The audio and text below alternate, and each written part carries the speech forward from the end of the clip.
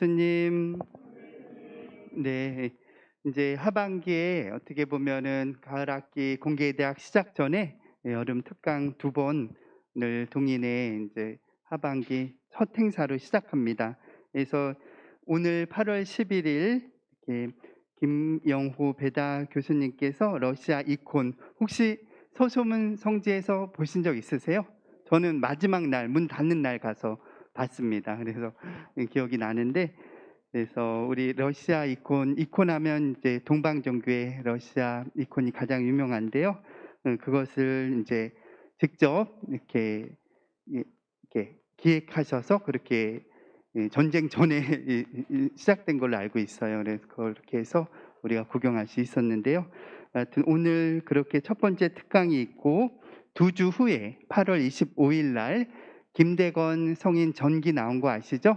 그래서 이충렬 작가 전기를 쓰신 작가님 모시고 또 2차 특강을 준비했습니다. 그래서 이렇게 동인의 활동이 코로나 영향으로 좀 많이 저조했었는데요. 우리 또 하반기부터 좀 많은 이런 특강과 더불어 활동을 통해서 활성화할 테니까 많이 관심 가져주시고 혹시 동인의 회원 이렇게 쓰는 신청서 갖고 왔거든요. 관심 있는 분들 한번 이렇게 보시고 함께 신청해 주시면 좋겠습니다. 오늘 러시아 이콘 어둠을 밝히는 빛 교수님 소개해 드릴게요. 강사님은 김영호 배다 교수님이시고요. 중앙대학교 미술대학 교수이자 미술사가이십니다. 그리고 현재 한국박물관학회 회장과 서소문 성지역사박물관 예술 감독을 겸임하고 있습니다.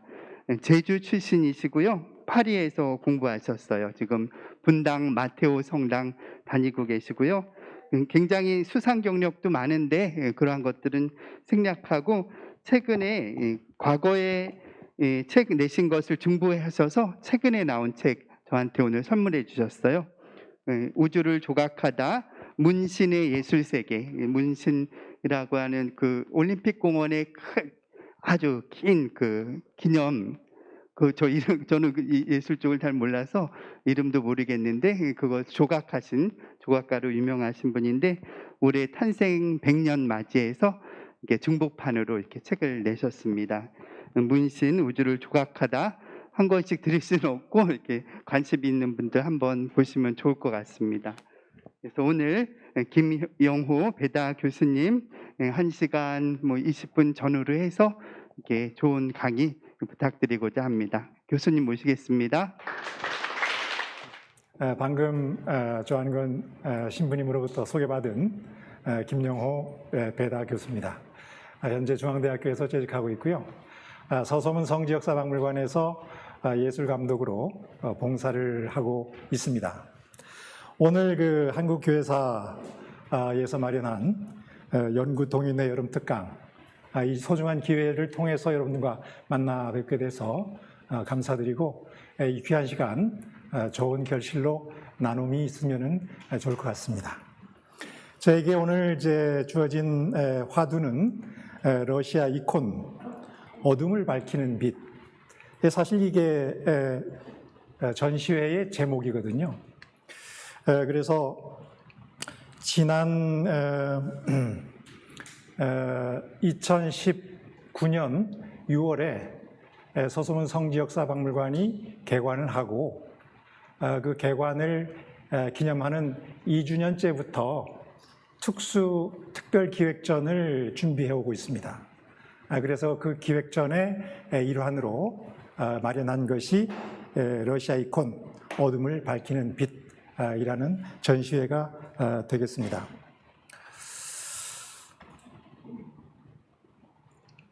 오늘 발표할 순서를 간단하게 정리를 해 올리면은요.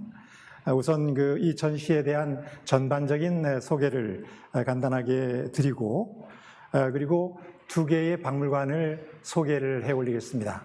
하나는 좀 전에 말씀드린 서소문 성지역사박물관, 그리고 이 이콘을 이제 소장하고 있는 모스크바 소재 러시아 이콘 박물관에 대해서 간단하게 말씀을 드리고요. 그리고 뭐 다 알려진 뭐 이야기입니다만은 이콘이란 게 도대체 무엇일까라는 질문을 한번 해보도록 하겠습니다. 그리고 오늘 이제 강의의 내용이 되는 러시아 이콘에 대해서 이렇게 그 특성을 중심으로 해서 살펴볼 예정입니다. 그리고 이콘을 그리는 화가들은 어떤 사람들인가라는 부분에 대해서도 한번 이렇게 따지고 넘어가야 되겠죠.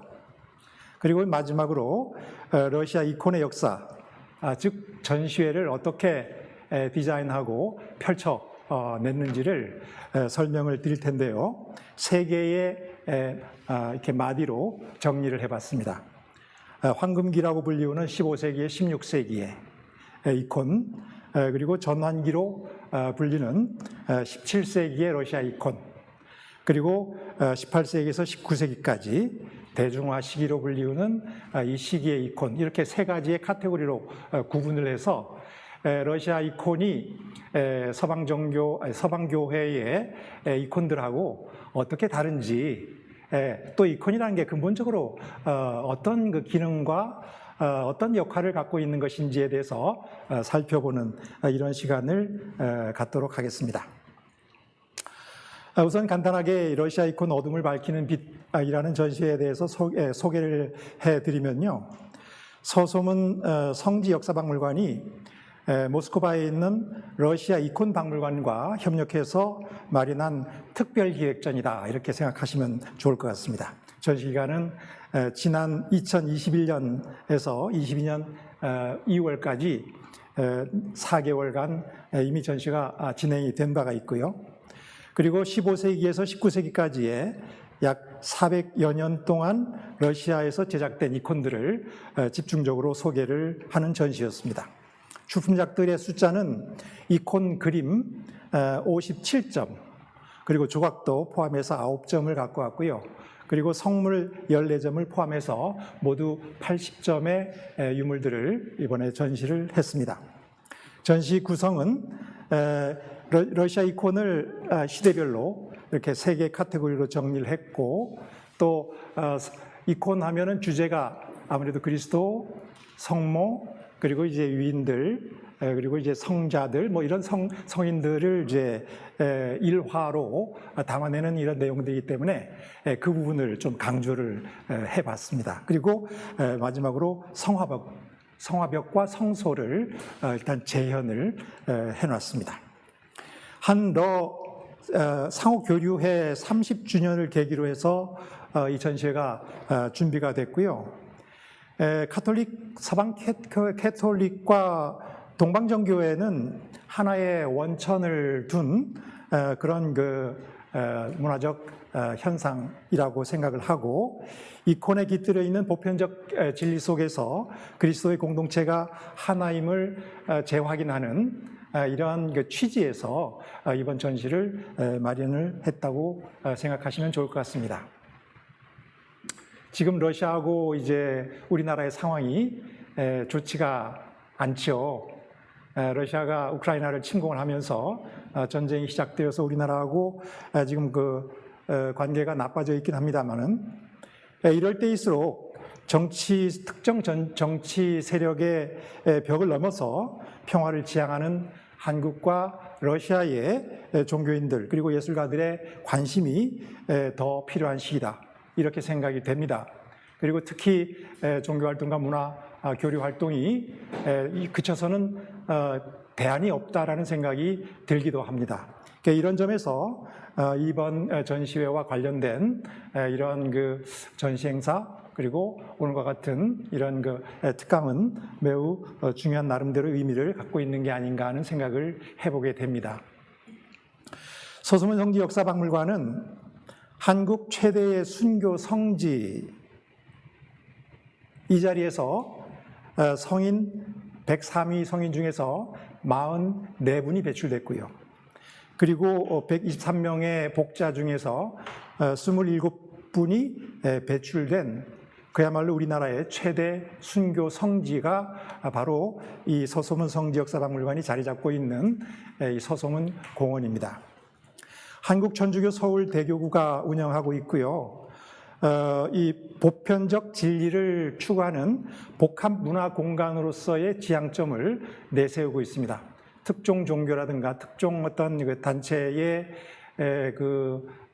점유물이 아닌 다양한 문화적 현상을 함께 아우름으로 해서 거기에서 보편성을 발견하고 그 보편성 안에서 이 공동체를 재확인하는 그런 소명을 갖고 있는 이 박물관이 소소문 성지역사박물관이다, 이렇게 이해를 하시면 좋을 것 같습니다.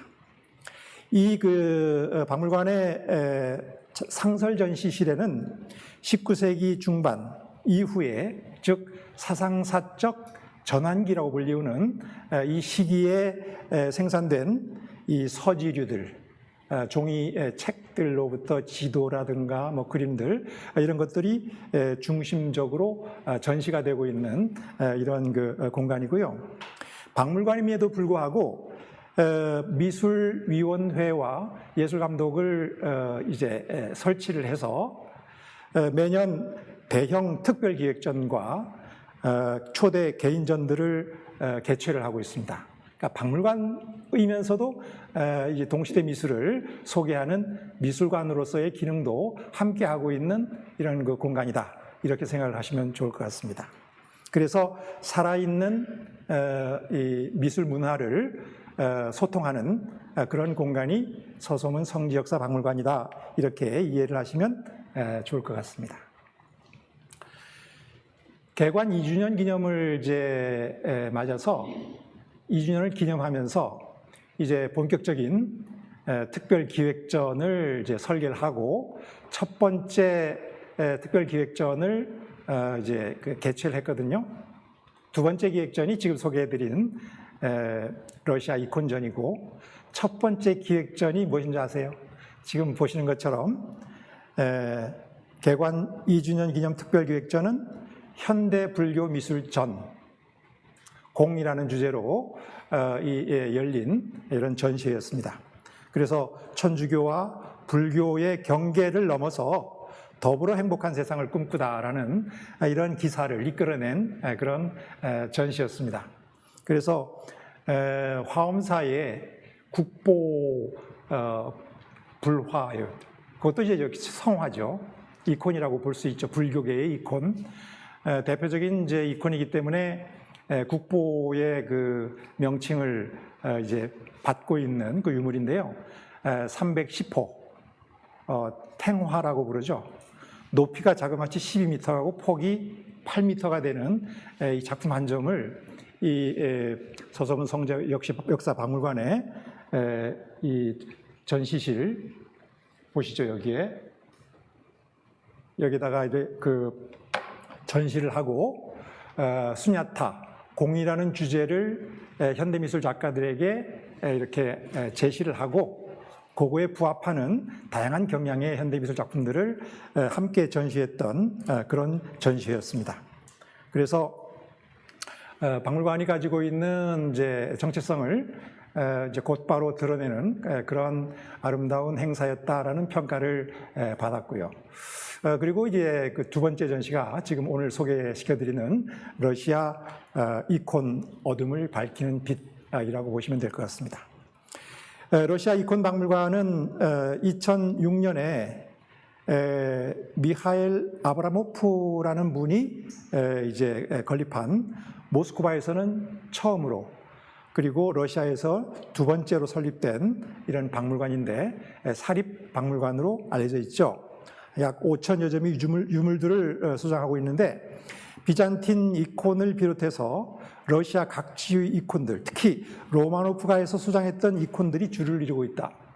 여기서 로마노프가에 소장했던 이콘들이라는 게 우리가 알고 있는 러시아의, 정통 러시아의 중심적 시대라고 본다 그러면, 이 로마노프 왕가에서 소유하고 있던 이콘들을 소장하고 있다는 것은 가히 러시아의 대표적인 이 박물관이다, 이콘 박물관이다 라고 얘기할 수 있는 하나의 근거가 될 수가 있을 것 같습니다. 불행스럽게도 이 아브라모프 그 건립자는 우리 전시회를 준비하는 과정에서 헬리콥터 사고로 사망을 하셨어요. 그래서 이번에 그 전시회 때는 설립자를 추모하는 조그마한 공간도 이렇게 마련해 드린 바가 있고요. 도록도 지금 이제 계속해서 제작 중입니다만은 이분에 대한 이제 기념을 하는 그런 페이지들을 다수 할당을 하고 있기도 합니다. 자, 본격적으로 이제 이콘에 대해서 설명을 드릴 차례인데요. 이콘 하면은 고대 히라버로 에이콘이라는 말에서 유래됐다 이렇게 알려져 있습니다. 말 그대로 이제 형상 또는 모상을 의미하는 이런 말이죠. 여러분들 뭐 이콘 하면은 요즘에 컴퓨터 할 때 아이콘이라는 표현을 많이 하죠. 시대가 이제 컴퓨터 시대로 접어들게 되면서 이 이콘이라는 말은 이제 그 의미가 좀 사뭇 달라진 것 같습니다만은 이콘이라는 말이 기왕지사 형상을 뜻하는 이런 말이라고 본다 그러면 그 성화 즉 성서를 주제로 삼은 그림의 역사는 가히 1000년 1500년 이상을 지속하고 있다 이렇게 얘기를 할 수 있습니다. 어떻게 보면 미술사 자체가 이콘의 역사다 반 이상이에요. 왜냐하면 중세시대가 1000년 이상을 지속해오고 있지 않습니까? 오늘날까지 지속되고 있다고 본다면 이콘은 역시 오늘날까지도 살아서 움직이는 이런 그림이다 이렇게 이해를 해볼 수도 있을 것 같습니다.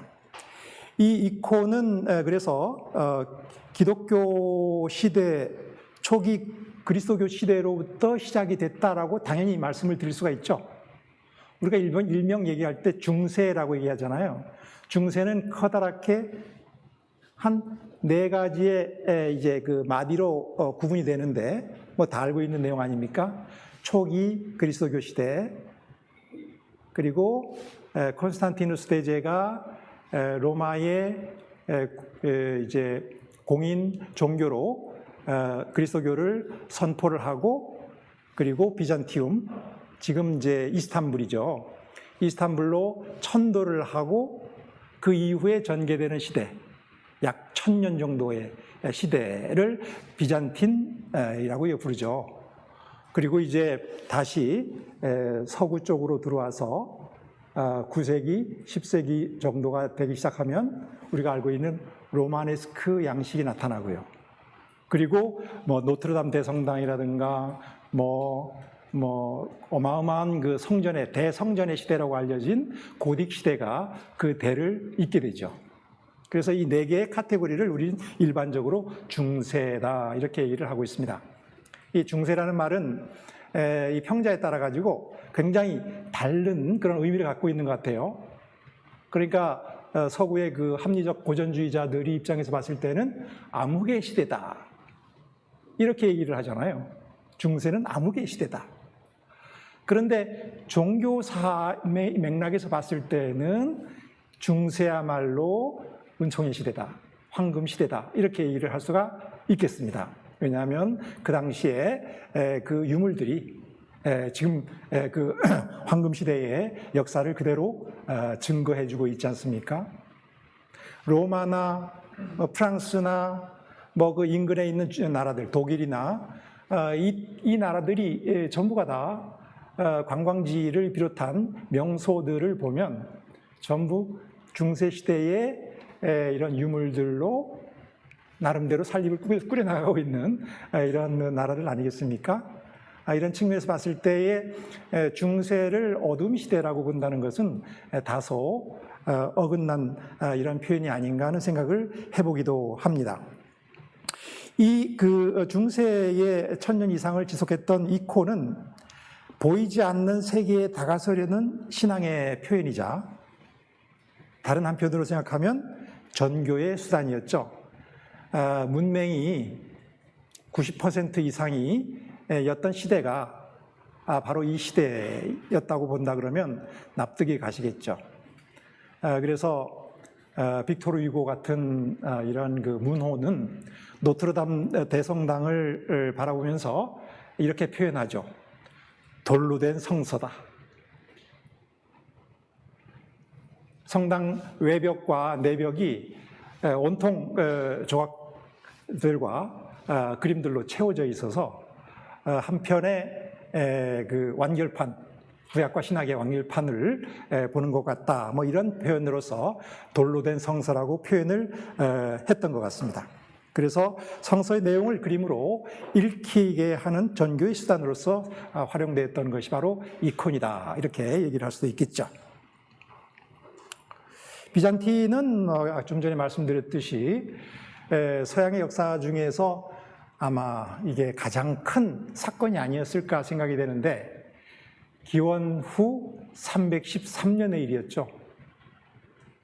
이른바 밀라노 칙령이라는 것을 콘스탄티누스 대제가 로마의 황제로서 선포를 하게 되는데 그 핵심 내용은 뭐였습니까? 좀 전에 말씀을 드렸죠. 그리스도교를 로마의 공인 종교로 인정을 하게 되는 이런 사건을 얘기하죠. 그 이후에 6년이 지난 뒤에 이 콘스탄티누스는 로마의 수도를 로마가 아닌 저쪽 동방과 서방의 경계 지역에 있는 터키 지역, 이스탄불로 천도할 것을 결심을 하고 10년간의 공사를 거쳐가지고 313년에 진짜 천도를 해버리잖아요. 그래서 로마가 동방으로 퍼져나가는 하나의 이제 시작이 여기 콘스탄티노폴리스라는 이름을 비잔티움이라는 이름을 갖게 됩니다만은 이 도시를 통해서 이런 위대한 역사가 이루어지게 되는 거죠. 그래서 드디어 초기 그리스도교의 시대에서 비잔티움의 시대, 로마가 서방 종교의 서방에서부터 떠나서 이제 콘스탄티노폴리스로 정착을 하면서 여기는 1400년대까지 약 1000년을 지속하는데 앞불사 서방의 로마는 기원 후 5세기경에 게르만족의 이동으로 해서 이제 멸망을 해버리고 말죠. 그래서 이제 콘스탄티노폴리스가 기독교의 본산이 되고 동방종교회가 흥행하는 이 시기가 펼쳐지게 되는 거죠.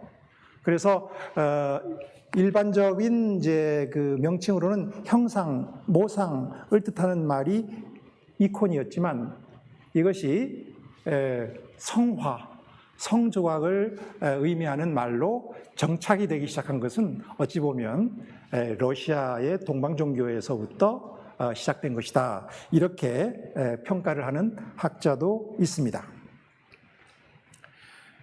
러시아 이콘에 대해서 조금 말씀을 드리면 기원 후 약 1000년경 998년경에 키예프의 블라디미르 대공이 비잔틴 제국으로부터 동방정교회를 국교로 받아들이면서 최초로 이콘 양식이 러시아의 이름을 갖게 되죠. 그러면서 이제 초기에는 서구의 서방교회의 성화상하고 유사한 이런 양식들이 이루어지지만 곧바로 비잔틴 자체의 독특한 환경적 요인을 통해서 독특한 양식으로 발전이 되게 됩니다.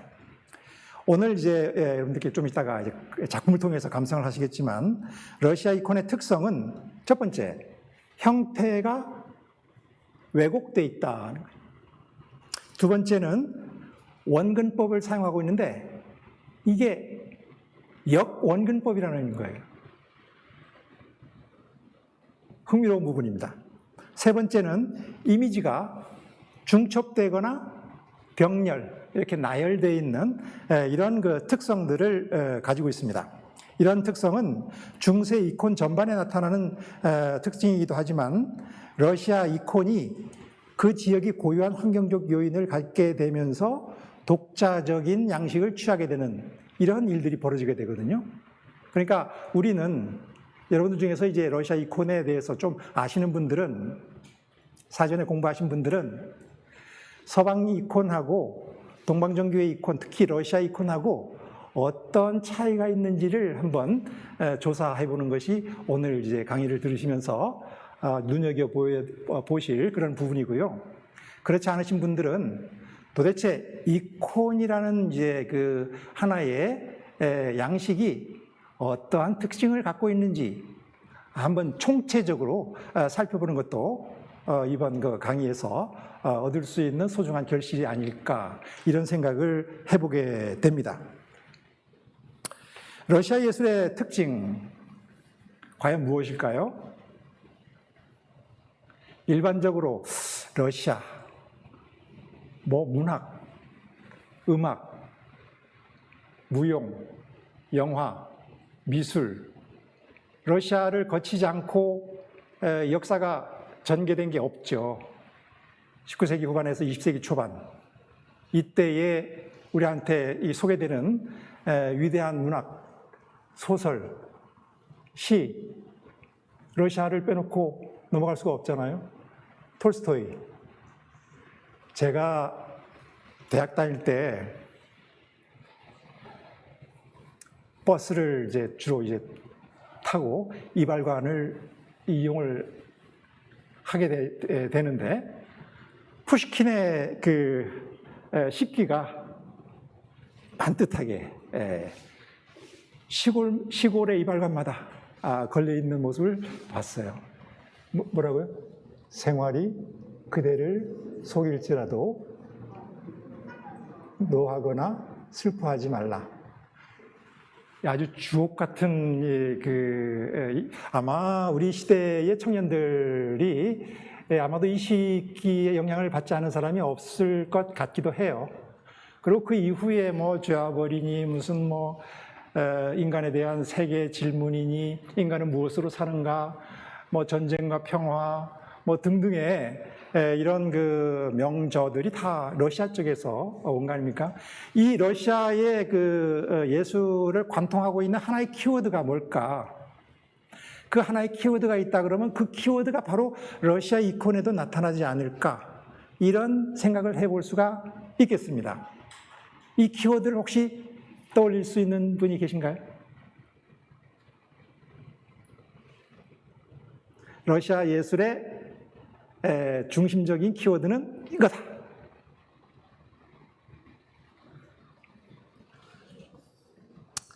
이게 커닝을 못 해보셨네요.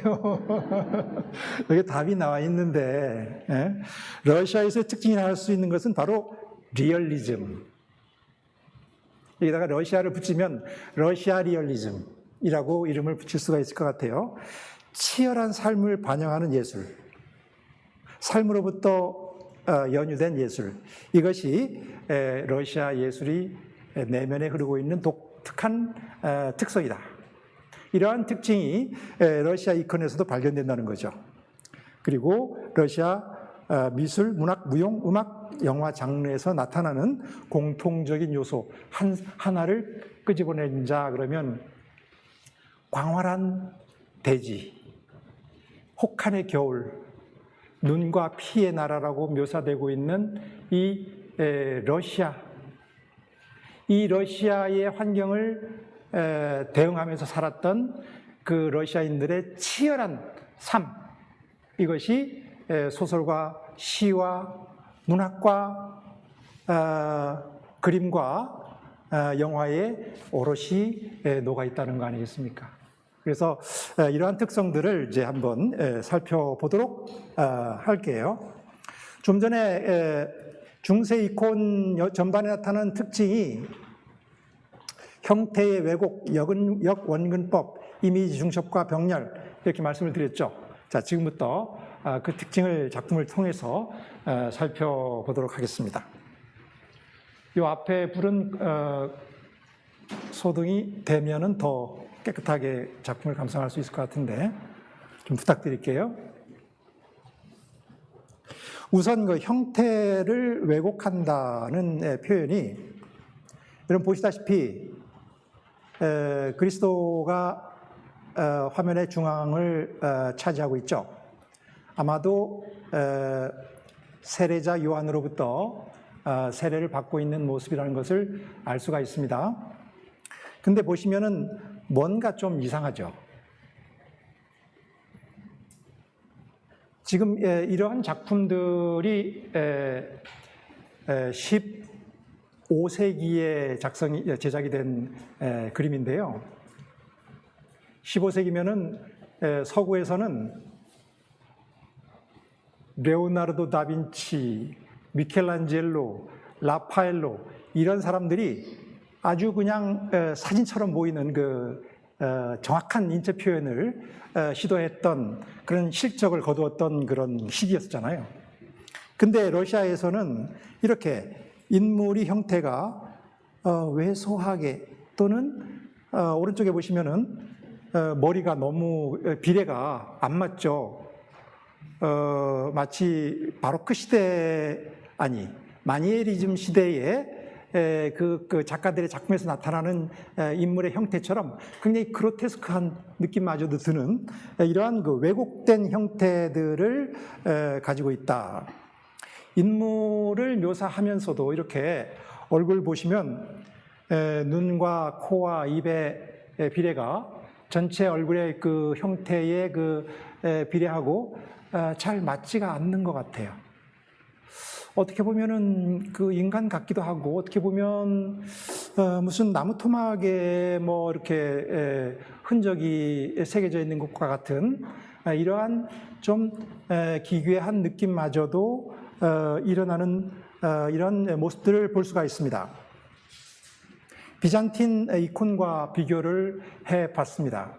오른쪽에 보이는 작품이 그 유명한 이스탄불의 아이아 소피아 성당의 그 이콘인데요.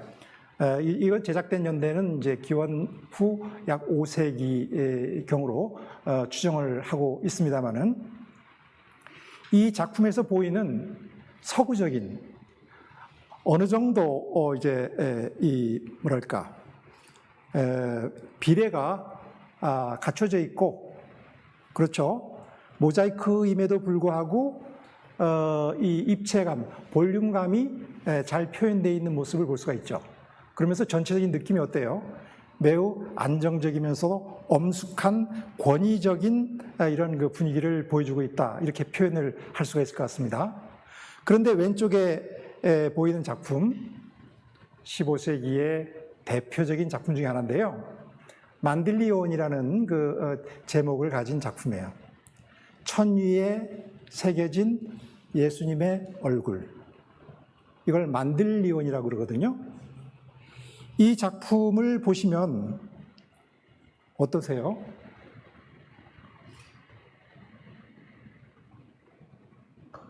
형태가 왜곡돼서 그 왜곡된 형태와 눈과 코와 입술 그리고 전체적인 이런 그 풍모에서 느껴지는 어떤 느낌이 오른쪽에 보이는 작품하고는 사뭇 다르다는 것을 알 수가 있습니다. 이게 바로 무언지를 아직은 우리가 단어로 표현하고 있지는 않지만 러시아 이콘이 가지고 있는 공통적인 특성 중에 하나다. 이렇게 얘기를 할 수가 있을 것 같아요. 아기아 소피아 성당은 좀 전에 말씀을 드렸던 것처럼 기원 후 5세기에 건축된 정말 그 대성전이죠. 지금은 박물관으로 사용을 하고 있습니다만은 가까운 얼마 전에 들려오는 소식을 들어봤더니 다시 이제 이슬람에서 이거를 이제 교회당으로 사용한다는 그런 보도가 또 이제 들려와요. 원래 그리스도교의 그 성당 건축으로 만들어졌는데 터키 투르크족이 동로마를 지배하면서 회벽을 발라버려요. 성당 내부에. 그리고 알라 신을 상징하는 이콘들이 들어서게 되죠. 그렇게 진행되다가 어느 시기에 떨어진 회벽들 사이로 작품들이 보이기 시작하는 거예요. 그래서 복원 작업을 시작했더니 이러한 이제 명작들이 이 오른쪽에 보시는 발견이 된 거예요. 다행스럽게도 이 투르크족이 그것을 파서 없애버리진 않고 그 위에다가 회복을 발라버리거든요. 그래서 어떤 이제 일들이 발생이 되느냐면 여기에 보면은 알라 신을 찬양하는 이런 이콘이 이제 추상적인 언어로 그려져 있고요. 여기 오른쪽에 보시면은 성모자상이 함께 자리를 하고 있는 이런 아주 신비로운 그런 그 성소가 돼 있는 곳이 바로 이스탄불에 있는 아이야 소피아 성당입니다. 아마 많은 분들께서 다녀오셨으리라고 생각이 됩니다. 아무튼 이러한 이제 동방정교회의 특징 중에 하나인 형태를 왜곡시키는 이런 방식들. 근데 왜 형태가 왜 왜곡됐다고 얘기를 할까?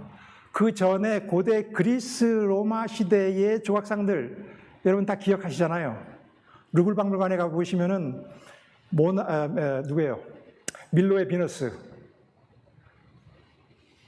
보면은 완벽한 인체 비례, 이상적인 아름다움을 갖고 있는 이 조각상들이 이미 기원 전에 고대 그리스에서 제작된 이런 지역 아닙니까?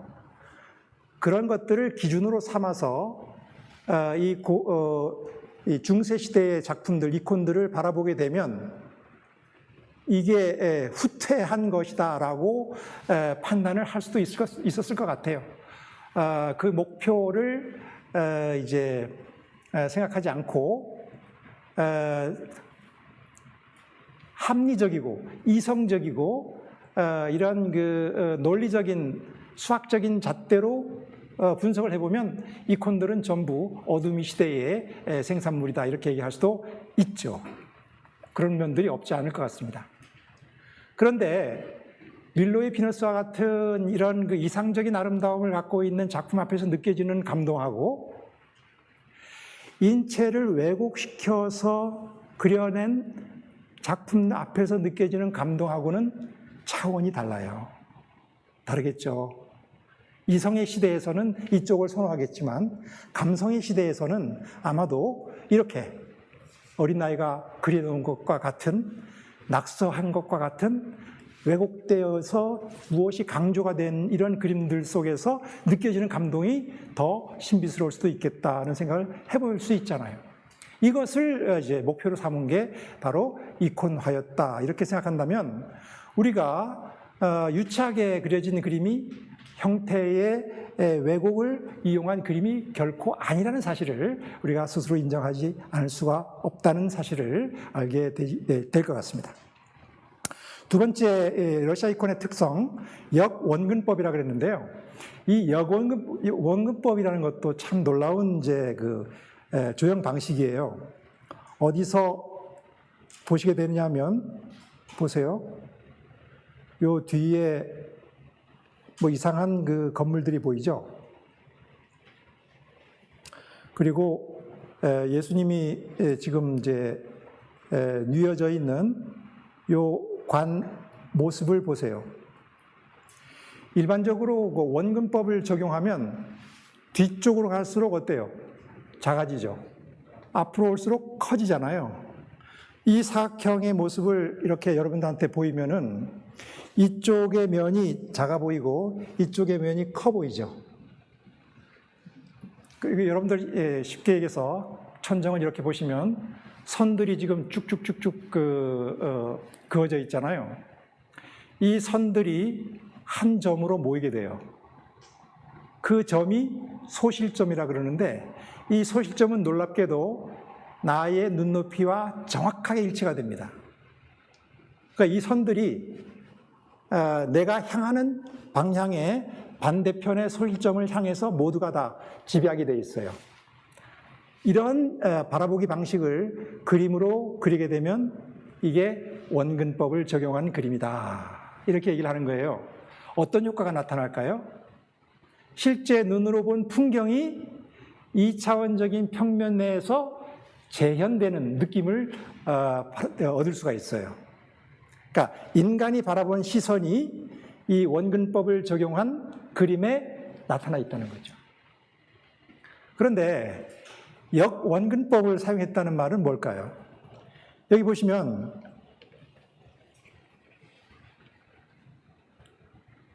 이 선이 어디를 향해 있어요? 이 그림의 뒤편을 향해 있는 게 아니라 그림의 앞으로 향해 있죠.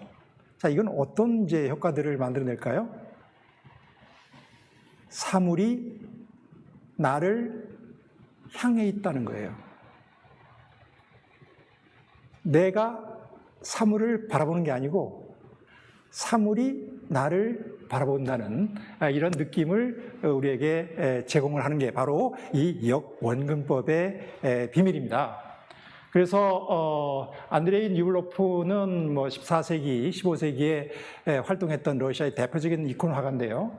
이 작가의 작품의 경우에도 전부가 다 소실점이 관객의 위치에 놓여 있다는 것 사실을 볼 수가 있죠. 보세요. 여기도 마찬가지죠. 이 계단들이 하나하나가 정확하게 평행이 아니라 앞쪽으로 이 소실점이 맺혀져 있는 이런 모양새들을 나타내고 있습니다. 그리고 보세요. 요 성경책 보세요. 성경책에도 역원근법을 사용해서 성경 앞에 노출되어 있는 나의 모습을 느끼게 하는 이런 효과들을 만들어내고 있는 것이 바로 러시아 이콘의 하나의 특징인 역원근법이다, 이렇게 얘기를 할 수가 있습니다. 그리고 세 번째 러시아 이콘의 특성을 말씀을 드리면 이미지의 중첩과 병렬.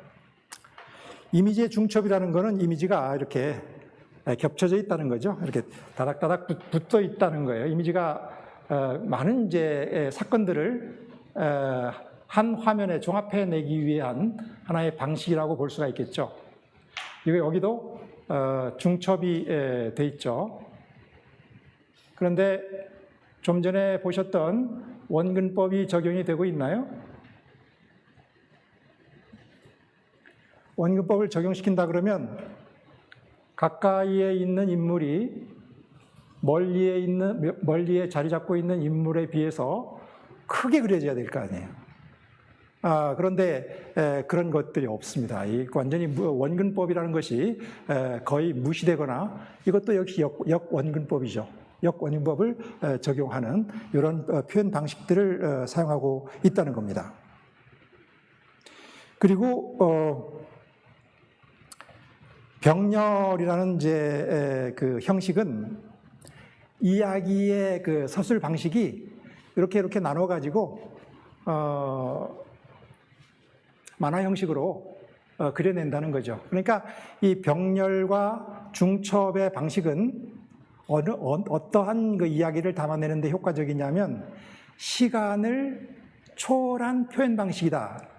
예수님의 일대기를 한 화면에 그냥 작품을 그려버리는 거예요.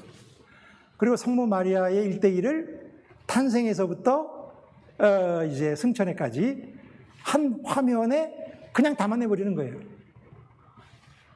인간의 눈으로는 목격할 수 없는 이 일이죠. 어떻게 시간을, 아인슈타인도 아니고요, 동시간적인 이런 차원으로 응축을 시켜가지고 그릴 수가 있겠어요.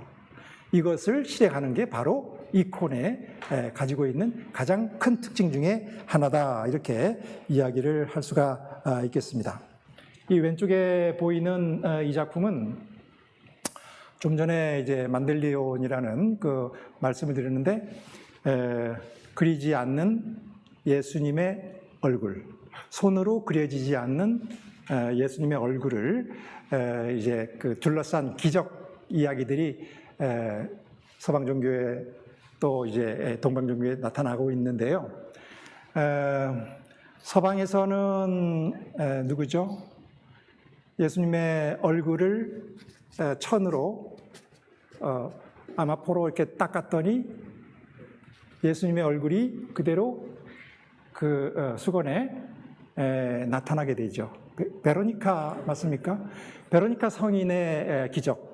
이런 이야기들이 있고요. 이게 또 만델리온이라는 기원을 나타내고 있는 하나의 장면이고, 그리고 러시아에도 러시아의 어느 왕자가 중병에 걸렸는데 동네 사람들이 그 예수라는 분이 기적을 행하고 이 병을 치유하는 능력을 갖고 있다는 말들을 자꾸 해요. 그래서 이제 임금이 사신을 보내가지고 예수님을 찾아뵙죠. 예수님이 그 당시에 올 수 있는 상황이 아니었으므로 천에다가 자신의 얼굴을 찍어서 그걸 전했다는 거죠. 그래서 이 왕자가 그 천을 펼쳐왔더니 예수님의 얼굴이 그대로 맺혀져 있고 그것을 배에 대해서 병이 아주 쾌유가 되었다. 이런 그 기적을 나타내는 이런 이제 이야기들이 여기에 하나, 둘, 셋, 넷, 다섯 20개의 그림으로 이렇게 1세기를 그 이야기들을 정리해 나가는 이런 그림의 형식이, 이게 바로 이제 병렬의 방식이다, 이렇게 이해를 하시면 될 것 같습니다. 자, 그렇다면은 이러한 그림을 그렸던 이콘 화가들은 어떤 분들이었을까요? 러시아 이콘 박물관의 부관장이 이번에 한국을 방문해서 저희 그 전시기획을 함께 했는데요. 이분이 이제 쓴 글을 보니까 이콘 화가에 대한 아주 그 흥미로운 이런 내용들이 있더라고요. 그래서 그대로 갖고 왔어요. 이콘 화가들은 사제나 수도사인 경우도 있었고 평신도인 경우도 있었다. 그들은 모두 모스크바 종교회의 결의안에 명시된 다음과 같은 특별 규정을 평생 준수해야 했다. 화가는 온유하며 경건하여 혼과 육의 순결을 각별히 세심하게 유지해야 한다. 더 이상 그렇게 살지 못하는 자는 법에 따라서 결혼하고 자주 사제를 찾아 고해성사를 해야 한다. 이콘 화가를 대단히 존경하는 중세 비잔티움과 러시아의 이러한 사회적 분위기 속에서 화가들은 교만이라는 죄를 범한다는 큰 두려움 때문에 대부분 자기 작업에 서명을 하지 않았다. 장인들은 그 시대에 성립된 자기 지위의 표현 규범인 일치 속에서 가장 보잘것없는 자를 중수했고, 중세 예술가들이 작업에 깔린 내면을 이해하기 위하여 아래하는 또 다른 중요한 요소가, 그들은 자기 작업에서 개인의 독창성을 추구하지 않았다는 점이다. 옛 동슬라브 예술은 이런 점에서 사실상 익명의 예술이다. 아주 멋있는 표현을 하고 있네요. 이콘이 익명의 예술이다. 한 인간의 탤런트를 그대로 이제 발휘하는 이러한 예술이 아니라 자신을 숨기고 정해진 어떤 규범에 따르는 이런 소명을 다하는 그런 이제 장인들이 바로 이콘 화가들이었다라는 표현을 여기서 아주 실감나게 전해주고 있습니다. 자, 이제 드디어 본론 결론에 이제 들어오게 됐는데요. 러시아 이콘의 역사를 15세기에서부터 19세기까지 세 개의 카테고리로 나누어 봤습니다. 황금기, 전환기, 대중화 시기, 이렇게 세 개의 카테고리로 나눠봤는데요. 우선 그 모스크바 대공국이 러시아를 통일해서 황금기를 맞이하는 15세기에서 16세기, 이 시기를 러시아 황금기다, 이렇게 구분을 해서, 물론 이제 이 부분은 이제 저희가 임의적으로 이렇게 전시장을 꾸며놓은 게 아니고, 좀 전에 보셨던 러시아의 이콘 박물관의 부관장이 이콘 전문가이기 때문에 그분의 그 규정의 분류에 따라서 저희가 그분의 뜻을 따라서 이렇게 그 이콘들을 분류를 해 놓은 거죠. 그래서 비잔틴 제국이 쇠약해지고 모스크바 대공국이 독립해서 러시아를 통일함에 따라서 러시아는 종교의 새로운 중심지로 부상을 하게 되고 다양한 지역 양식을 토대로 해서 독자적인 양식을 마련하기 시작하면서 러시아 전통의 그 황금기가 도래를 하게 됐다. 15세기에서 16세기다. 재미있는 점은 15세기에서 16세기가 아까 뭐라고 말씀드렸죠? 레오나르도 다빈치, 미켈란젤로, 라파일로가 활약하던 바로 그 시대였습니다. 원근법이 완성되고 명암법이 완성되고 비례론이 완벽한 이제 그 황금비로 이상적인 아름다움을 이제 표현할 수 있었던 그런 시대. 이런 시대에서 러시아는 왜곡되고 역원근법을 사용하고 시간성을 초월한 이런 비가시적인 세계를 그려내는 이런 러시아 이콘의 황금기를 맞게 되었다. 자, 이렇게 보다 보니까 이콘 하면 러시아 이콘이라는 얘기를 안 할 수가 없는 거예요.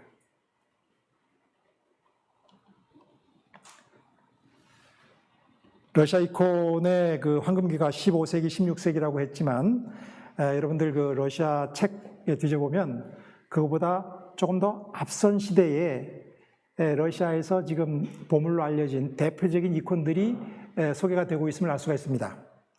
바로 이 작품이죠. 블라디미르의 성모, 12세기에 만들어진 이제 작품인데요. 트레티아코프. 여러분 러시아를 방문하게 되면 모스크바에 트레티아코프 뮤지엄을 반드시 방문을 하셔야 돼요. 루블 박물관 가는 것하고 같은 수준 정도니까 그 트레티아코프 뮤지엄은 한번 방문해 보시면 좋을 것 같은데 거기에 소장하고 있는 작품이거든요. 이 블라디미르 성모의 표정을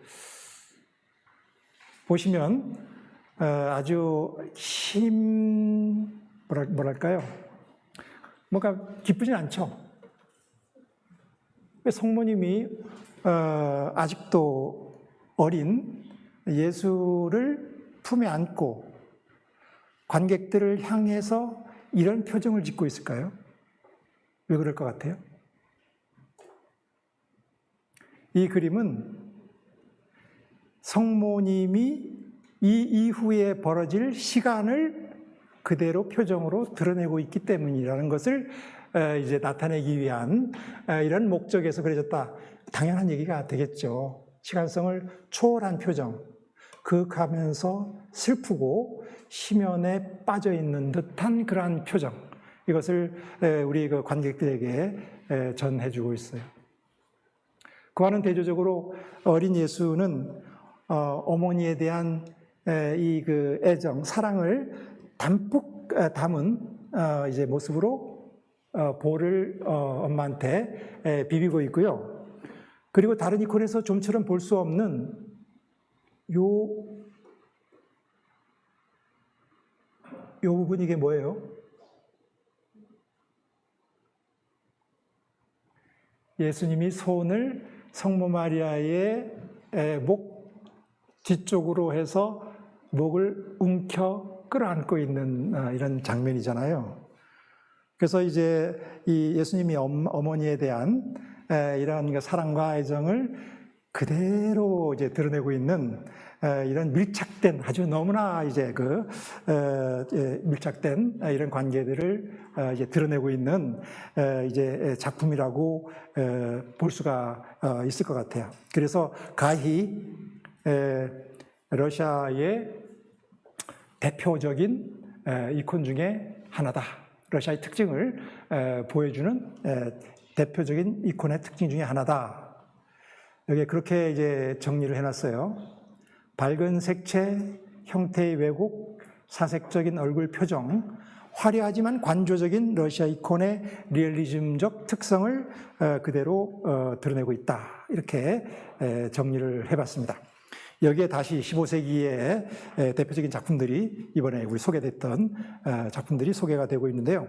만델리온 또 다시 나왔습니다. 그윽한 어떻게 보면 우리나라의 조선시대의 선비처럼 보이는 그런 깐깐하면서도 상대방을 깊이 뚫어보는 그런 두 개의 까만 눈동자를 우리가 엿볼 수 있는 그런 작품인 것 같아요. 오른쪽은 엘리야의 빛나는 승천이라는 제목의 작품입니다. 불마차를 타고 엘리야가 승천을 하고 있는데요. 그리고 그의 제자인 엘리사에게 자신의 망토를 이제 남겨놓고 올라가는 이런 내용이 기록이 되어 있다 그래요. 근데 보시면은 망토를 입고 있죠. 여기 망토가 또 엘리야의 발치에 내려져 있죠. 이런 일이 가능해요? 러시아 이콘에서는 가능하죠. 여러분들은 지금 시간과 공간을 초월한 이야기들을 이제 접하고 계시는 중입니다. 그렇기 때문에 이런 자유로운 세계에서 우리가 못할 거는 없다는 얘기죠. 그리고 역시 이쪽에 이상한 그 건축물들은 전부 역원근법을 통해서 저쪽의 풍경들이 우리를 향해서 무언가 말을 걸어오고 있다. 이런 그 표정을 이 작품에서 읽어낼 수가 있을 것 같습니다. 러시아 이콘의 황금기답게 화려한 색채, 황금빛 바탕, 그리고 붉은색과 이 초록색의 하모니, 이런 것들이 유감없이 드러나고 있는 작품들입니다. 살펴본 것처럼 러시아 이콘의 중심적인 주제는 그리스도, 그리고 성모, 그리고 사복음사가들, 그리고 러시아 정교의 교회 추기를 담아낸 풍경들, 이런 것들이 이제 주로 주제로 다뤄지고 있다, 이렇게 말씀을 드릴 수가 있겠고요. 두 번째, 이제 러시아 이콘의 전환기. 자, 여러분들 이제 민감하게 보신 분들은 전환기 때에 어떤 변화가 작품에서 드러나고 있는지를 발견을 하실 수가 있을 겁니다. 보세요. 왕조가 바뀌고 동란위 시대가 전개되면서 혼돈의 시대를 맞이한 사회 혼란 속에서 외국인들이 외국으로부터 유입되고 러시아인들의 종교관도 따라서 바뀌게 되는데, 이러한 혼란스러운 세계관, 종교관이 바뀌는 과정에서 이 개인들의 믿음은 좀 더 구체적이면서 자신의 어떤 굴곡적인 요소들이 투영된 이콘들을 제작하게 된다는 거죠. 드디어 서방교회의 기법들이 등장을 하기 시작해요. 사실적인 표현, 명암법을 적극적으로 활용한다. 그러니까 사실적으로 표현한다. 인물과 산수를 사실적으로 표현한다는 것은 다른 거 생각 안 하셔도 돼요. 원근법을 잘 적용했다. 그리고 명암법을 잘 적용했다. 이 두 가지가 핵심적인 요소예요. 명암법을 잘 적용하면요, 입체감이 나타나죠. 원근법을 잘 적용하면요, 거리감, 공간감이 나타나죠. 그러니까 원근법을 잘 적용한 거리감에서 사물들이 덩어리감이 만들어지게 되면 일루전이 가능하게 되는 거 아니에요. 그래서 원근법과 명암법을 드디어 러시아 그 이콘에서 받아들이기 시작했다는 거예요. 판화기법도 이제 유입이 됐어요. 자, 미카엘 대천사의 모습으로 이제 보이는 오른쪽에, 여러분들 보시기에 왼쪽에 이제 그림을 보세요. 좀 전에 우리가 봤던 이콘하고는 다르죠. 우선 어때요? 미카엘 그 인물이 입체적으로 표현되어 있죠. 얼굴 보세요. 얼굴도 평면적으로 그려진 게 아니라 명암법을 적용을 시켜가지고, 그리고 인체의 비례도 얼추 비슷해요, 이제는. 그죠? 그러니까 다빈치가 영향을 끼쳤나 봐요, 아무래도. 아무래도 이 사람들이 몇몇은 다빈치라든가 미켈란젤로라든가 라파엘로 같은 이런 사람들의 작품을 보고 왔을 수도 있어요. 왜냐하면 미켈란젤로가 그 생전에 만든 명작 중에 명작이 어디예요? 로마 바티칸에 있는 시스티나 성당의 천정화 가보셨죠? 거기 가보면은 진짜로 뭐 천사들이 날아다니잖아요. 실제로 환영처럼 그런 것들의 영향을 받아서 이러한 그 러시아 이콘의 변화가 이제 이루어졌다 이렇게 보시면 좋을 것 같습니다.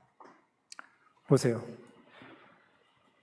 저는 이번 전시회를 준비하면서 이 작품이 서방교회에서 온 건 줄 알았어요. 완전히 이제는 그 예수님 모습이 고대 그리스의 무슨 그 관리처럼 아주 늠름하고 아주 그 비례가 딱 잡히고 말이죠. 굉장히 권위적으로 표현이 되어 있죠. 그 빛을 상징하는 이제 이런 그 주변의 광휘라든가 그리고 밟고 있는 이 바닥을 보면 구름이 표현되어 있고 구름 아래로 펼쳐져 있는 산야가 어느 정도 사실적인 풍경으로 그려지기 시작해요.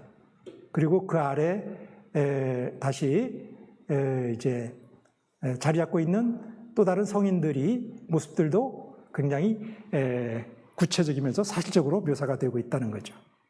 그 당시에 제작된 서방교회의 판화 작품을 하나 참고로 이제 비교를 해보면 이 그 그림에 등장하는 요 그리스도의 모습이 그대로 이 이콘에, 러시아 이콘에 적용이 되고 있음을 볼 수가 있습니다.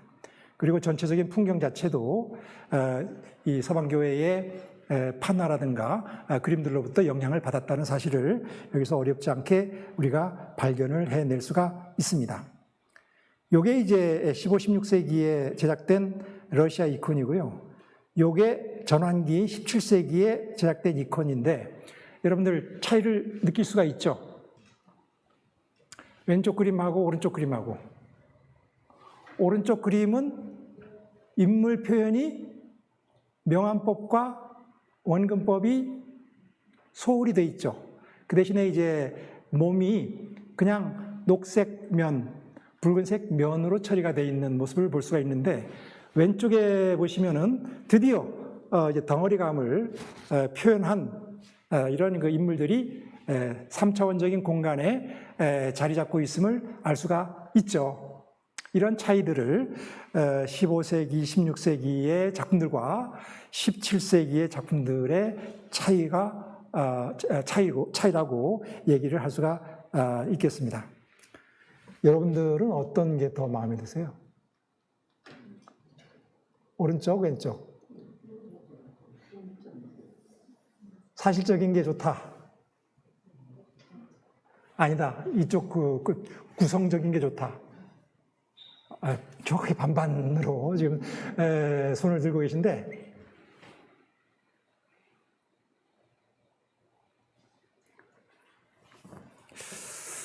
저 반반으로 손을 들었기 때문에 제가 어느 편을 들기가 좀 한데요.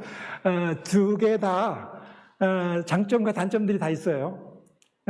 오른쪽 작품은 보면 볼수록 뭔가 안 보이는 것처럼 이제 보이는 그림이고 왼쪽은 두고두고 볼수록 이제 뭔가 볼거리가 많아지는 그런 이제 그림이 될 수도 있어요.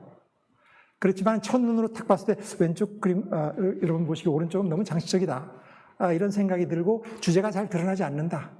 이런 한계가 있지만 오른쪽의 작품은 명확하게 사건 자체를 아주 정확하게 잘 드러내고 있다. 이런 장점들이 있죠. 본인이 성격에 따라서 취향에 따라서 작품에 대한 취향이 각기 달리 나타날 것으로 생각이 되어지네요. 그렇게 해서 이제 구체적이고 심적 체험이 반영이 일어나는 17세기 러시아 이콘 전환기의 작품들이 등장을 하게 되는데 좀 전에 말씀드렸듯이 교회가 분열되고 세상 종말 시국에 이제 이르게 된다는 이러한 위기감에서 이제 대천사들이 주제로 이 러시아 전역을 장식을 하나 봐요. 그 중에 단연 미카엘 대천사가 이제 대표적으로 등장을 하죠. 좀 전에 우리가 살폈던 미카엘 대천사의 복제품들이 너무나 많아요. 그러니까 러시아 가보면은 그게 궁전이든 아니면 시골의 조그만한 이제 촌가든 특정한 공간의 중요한 부분에는 항상 이콘이 걸려 있어요. 놀라울 정도예요. 지위 고하를 막론하고 건물의 높고 낮음을 막론하고 그렇다는 얘기죠. 그러니까 이 러시아 이콘이 얼마나 러시아인들의 생활에 깊이 침투가 되어 있는지를 현지에서도 알 수 있는 그런 이제 상황을 얼마든지 목도를 할 수가 있습니다. 지금도 모스크바 가보면은요, 붉은 광장, 거기에 이제 궁이 있잖아요. 대통령 궁이 있는데, 거기 보면 러시아식 그 건물들이 자리 잡고 있죠. 뭐, 무슨 양파 같은 것들이 얹혀져 있는데, 이것들이 뭐예요? 다 러시아 대성당들이잖아요.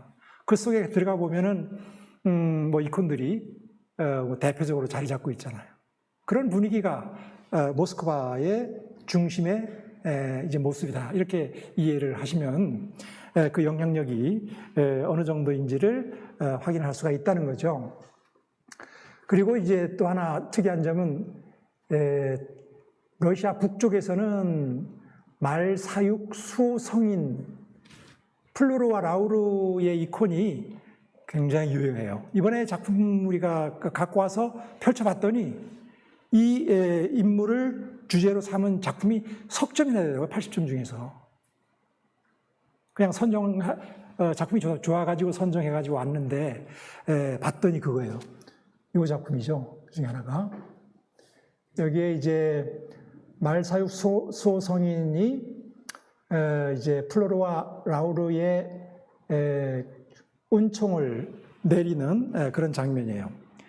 러시아에서의 그 말이라는 이 동물은 굉장히 중요한 이런 교통수단이자 이제 노동에 그 힘을 제공하는 그런 동물이었던 것 같아요.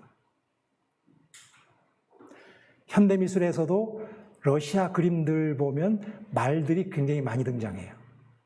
특히 여러분들 아마 처음 들으실 수 있는데 칸딘스키의 추상 작품에도 말 그림들이 굉장히 많아요. 뭐 이것까지 다 설명드리기에는 시간이 없지만 이 러시아 이콘이 러시아 아방가르드라는 20세기 초반의 화파를 형성하는 데 결정적인 역할을 담당한다. 말이라는 주제, 그리고 붉은색과 녹색의 그런 그 강렬한 대비, 그리고 만화 형식의 단순한 이런 그 표현 방식들, 그리고 공간을 초월하는, 시간을 초월하는 이런 배열 방식들, 이런 것들이 러시아의 추상 미술 세계를 등장시키는 데 결정적인 기여를 했다는 거죠. 러시아에 대해서 우리가 잘 모르는데요. 우리가 일반적으로 미술사를 공부할 때 러시아의 추상 미술의 아버지를 세 사람이라고 불러요. 칸딘스키, 말레비치, 몽드리앙. 이 세 사람을 추상 미술의 아버지라고 부르는단 말이에요. 이 세 사람 중에 두 사람이 러시아 사람. 칸딘스키가 러시아 사람. 말레비치도 우크라이나 출신. 그 당시에 이제 러시아였었죠. 러시아 사람이에요. 그러니까 이 서양 미술사를 공부하다 보면 우리가 러시아 미술사를 살짝 소외를 시키고 서구 중심으로 이렇게 미술사가 짜여져 있는데 이 러시아 미술사를 이제 공부를 하다 보면 이런 것들이 굉장히 균형이 덜 잡혀 있구나라는 생각이 들기도 합니다. 여담이었고요. 아무튼 이제 17세기에 들어와서 또 하나 나타난 특징은 이콘 조각이 등장을 했다는 거죠. 그래서 성인들이라든가 성녀들이 이런 특히 여기에 가운데 보시면 니콜라우스, 산타크로스 할아버지의 이름이죠. 성 니콜라우스. 오른손에는 검을 들고 있고 왼쪽에는 도시의 그 성체, 건물을 들고 있는 이런 모습으로 해서 러시아의 수호 성인으로 추앙받고 있는 인물이라 그래요. 이 니콜라우스 성인이 굉장히 많이 제작돼가지고 이번에 저희 박물관에서도 소개를 했습니다. 여기 파라스케바 성녀도 그렇고 뭐 예수 십자고상도 뭐 말할 나위 없이 이콘 조각으로 등장하는 주요한 그 소재였다 이렇게 얘기할 수가 있습니다.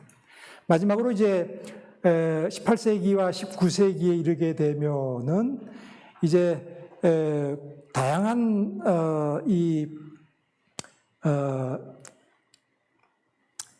규범을 해체시키고 자유로운 양식들이 이렇게 각 지역을 중심으로 해서 많이 제작이 되는데요. 바로크 양식, 로코코 양식, 고전주의, 모더니즘 등 다양한 사조 양식들이 이 러시아 이콘에 등장을 하게 되는데 가장 특징 중에 하나는 원근법과 해부학적 지실에 기반한 이게 인체 표현이 이콘화에서도 나타난다는 거죠. 자, 왼쪽에 보시면은 이제는 정말 사실적인 이제 볼륨과 공간을 가진 이런 인물, 상인물 우리가 확인을 해볼 수가 있습니다. 그럼에도 불구하고 러시아의 이콘의 전통, 과거에서부터 내려왔던 자신을 숨기고 익명의 예술로서의 모범을 준수하고 규범을 따르는 이런 특징들은 계속되고 그리고 그러한 다양성을 이제 각자의 환경이나 처지에 맞게 이제 수용을 하면서 이제 이콘화가 이제 대중화가 이루어지는 시기, 이게 바로 18세기에서 19세기 시대다 이렇게 정리를 하고 있습니다. 그래서 황실을 중심으로 해서 일어났던 이 이콘이 점차 귀족 가문뿐만 아니라 사회 각층과 시골의 가정에 이르기까지 확대되는 이런 대중화의 시기가 바로 18세기에서 19세기의 시기였다 이렇게 정리를 하게 되는데요. 그러면서 이제 각 지역의 고유한 특성들을 담아낸 이콘화들이 나타나기 시작하는데 그 중에 하나가 여기에 그 러시아 북서해안 지역의 이콘들 몇몇에는 과거에 보이지 않았던 파도를 그려요. 파도를. 물결치는 파도들이 등장하고 해안가의 도시들이 사실적인 풍경으로 자리를 잡게 되면서 거기에 이제 성인이 등장을 해서 목가적인 어떤 시골 풍경을 보는 듯한 이런 느낌도 이제 받게 되고요. 여기 보시면은 이제 배경이 아주 사실적인 자연 풍경, 숲을 그려놓고 그 앞에서 이제 포즈를 취하고 있는 이런 성인의 모습을 이제 볼 수 있는 이러한 그 대중화가 이루어지고 있다. 자, 이렇게 해서 오늘 이제 15세기에서부터 19세기까지의 러시아 이콘에 대해서 살펴봤는데요. 마지막으로 이것을 한번 이게 종합적으로 정리를 한번 해보도록 하겠습니다. 러시아 이콘의 조형적인 특성과 러시아 이콘의 정신적인 특성이 과연 그럼 무엇이냐? 요거를 이제 마지막 2페이지로 정리를 하면서 오늘 강의를 마치려고 합니다. 우선 여러분들 이제 이해하시겠죠? 형태의 왜곡, 형태를 왜곡시킨다. 고전주의 눈으로 볼 때는 거칠고 야만적으로 평가될 수 있는 부분이기도 하지만 인간이 가지고 있는 본능적이고 생명감이 넘치는 이러한 그 표현주의적 이런 감성을 드러내는 방식으로서 채택했던 것이 러시아 이콘에 나타나는 형태 왜곡 형식이다. 이렇게 이해를 하시면 좋을 것 같고요. 그 다음에 이제 더 이상 강조를 안 해도 되겠습니다만은 역원근법. 소실점이 그려진 도상이 뒤가 아닌 관객이 서 있는 위치에 맺게 하는 방식. 도상이 관찰자를 향하게 하는 시각 효과를 발생시키는 이러한 역원근법을 사용하고 있다. 이게 사실 우리나라의 동양화 문방도에 보면 다 원근법을 사용하고 있어요. 역원근법을 사용하고 있어요. 동양화에서는 이게 뭐 낯선 풍경이 아니에요. 그러니까 서양화의 그 원근법은 인간이 세상을 바라보고 인간이 바라본 세상을 이 차원의 평면에 그려놓는 표현 방식을 취했던 것이 그네들의 세상 드러내는 방식이라고 보면, 동양화에서는, 동양의 예술 세계에서는 자연과 인간이 서로가 교류하고 있는 이러한 세계관을 드러내는 방식을 취하고 있다. 이런 표현 방식이 바로 역원근법의 표현 방식이다.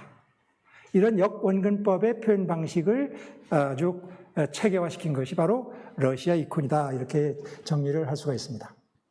이미지 중첩과 병렬은 다양한 시간대의 사건들을 하나의 화면에 동시적으로 묘사하는 방식.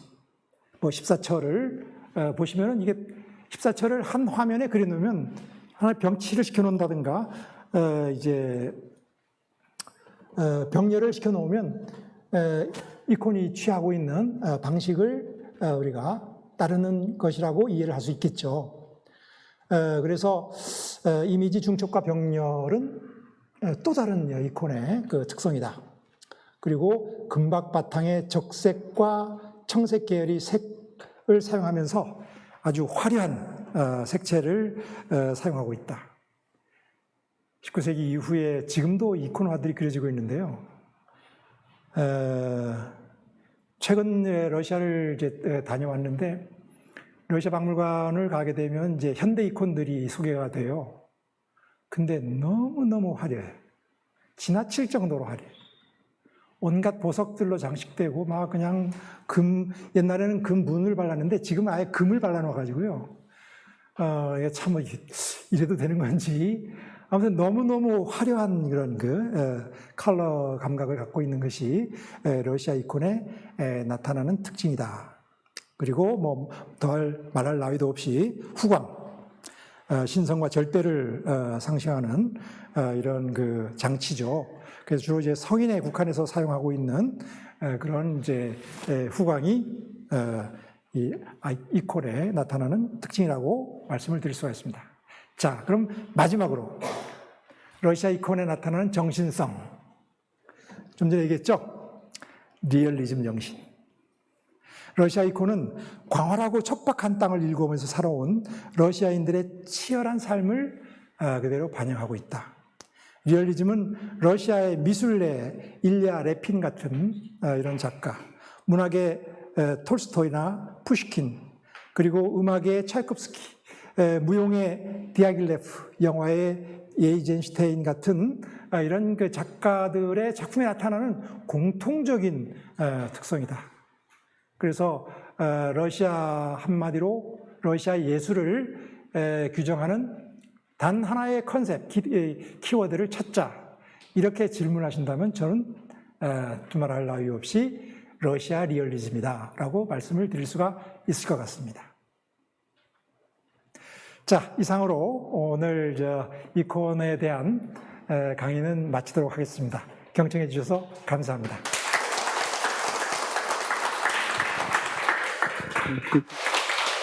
그러면은 이제 마침 기도 영광송으로 마치겠습니다. 성부와 성자와 성령의 이름으로 아멘. 영광이 성부와 성자와 성령께 처음과 같이 이제와 항상 영원히 아멘. 성부와 성자와 성령의 이름으로 아멘. 25일 날 또 다시 만나겠습니다. 감사합니다.